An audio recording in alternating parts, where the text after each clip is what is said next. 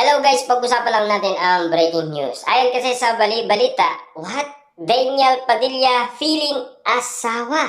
At siyempre, Kyla Dedma sa fans. Daniel Padilla to the rescue agad yan.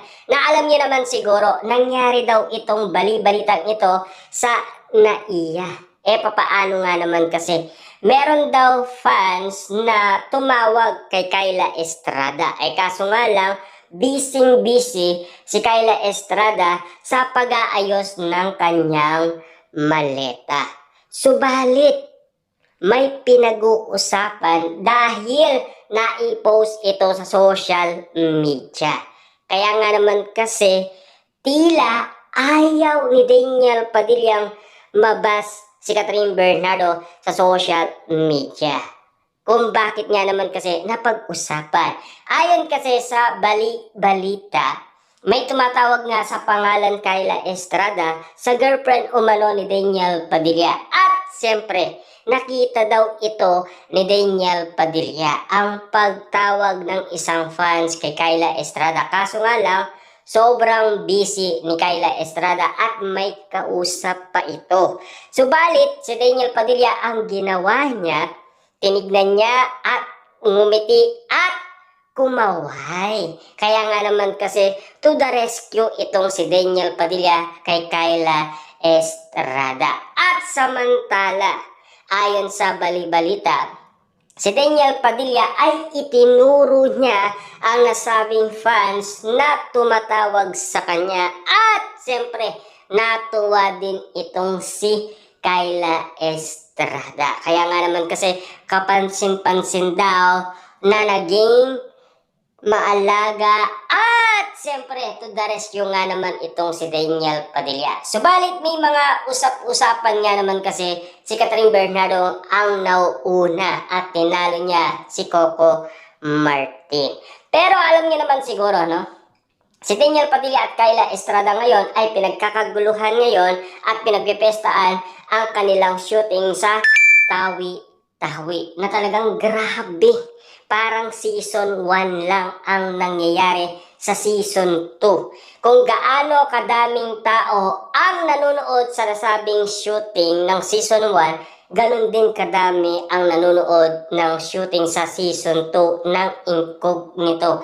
Grabe, talagang doon pa lang masasabi mo ng partida pa lang yan ni Daniel Padilla sa mga nanonood sa kanya sa nasabing shooting Talagang iba talaga ang isang Daniel Padilla na pinagkakaguluhan.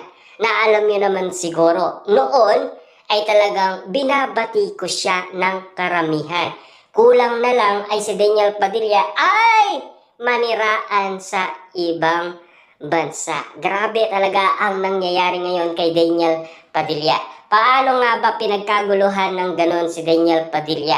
Subalit noon ay galit na galit ang mga netizens sa kanya. Papaano nga naman kasi sa ginawa umano ni Catherine Bernardo, pinabango niya ang pangalan Daniel Padilla. Ang napili niya kasi mas cheater pa kay Daniel Padilla. Kaya bumabango at bumabango ang pangalan Daniel Padilla at patuloy lang namamayagpag ang kanyang pangalan. Kaya nga naman kasi marami pa rin nagtitiwala at kumukuha ng endorsement kay Daniel Padilla. At lalong-lalo na ngayon, inaasikaso na ni Daniel Padilla ang mag-business plan. Na alam niyo naman siguro, balak na ni Daniel Padilla ang mag-asawa. Yan kasi ang mga update ng balita. Pero at least si Daniel Padilla talagang piling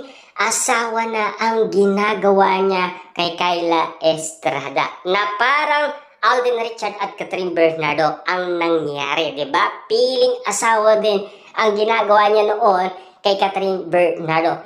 Pero ngayon, ang mainit na usap-usapan, Kyla Estrada at Daniel Padilla. Umaapoy talaga ang pagiging to the rescue ni Daniel Padilla, ang pagiging gentleman niya, maalaga niya, maasikaso at siyempre nagbago na ang isang Daniel Padilla.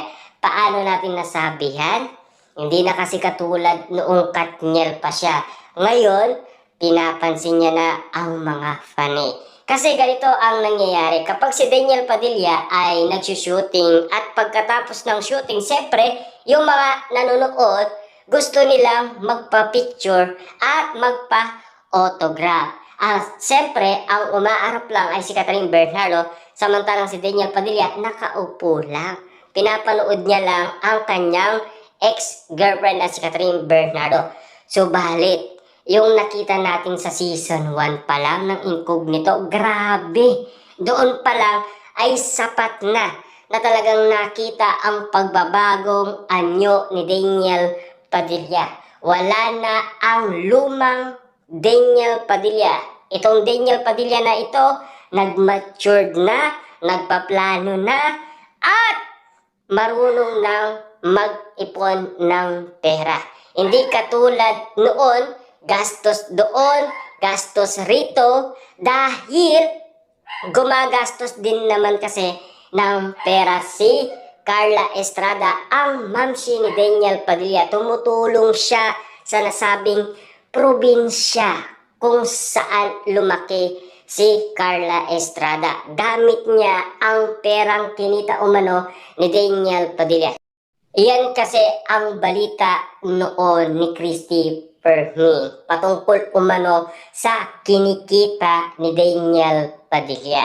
Ayon kasi sa karagdagang balita noon ni Christy Fermin, hinahanap daw ni Mami Min Bernardo ang ATM card ni Daniel Padilla na kay Carla Estrada daw siya ang naga-handle. Sabi nga ni Mami Min Bernardo daw, kunin niya. Kasi kung sakasakaling magpakasal sina Daniel Padilla at Catherine Bernardo, paano na lang ang ipon nila? Kasi ayon pa sa karagdagang balita umano ni Christy Fermin, di ba nag-aaral umano ang mga anak niya? Grabe, kinuha niya pang mga personal driver.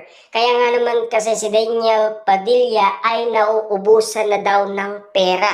Kaya nga naman kasi naulat noong 2023 na binibenta ni Daniel Padilla ang nasabing bahay na ibinigay niya kay Carla Estrada at lalong-lalo na yung sports car na ibinenta ni Daniel Padilla. Yun pala ay kay Catherine Bernardo ang nasabing pera. Ibig sabihin, binili daw ni Catherine Bernardo dahil gusto daw ni Daniel Padilla. Pero pinagamit niya lang, hindi naman niya talaga totaling binigay yun. Ayon kasi sa karagdagang balita pa ni Christy Fermin, nagkakasolihan na ng ari-arihan ang dalawa. Yan kasi ang tunay na nangyaring balita.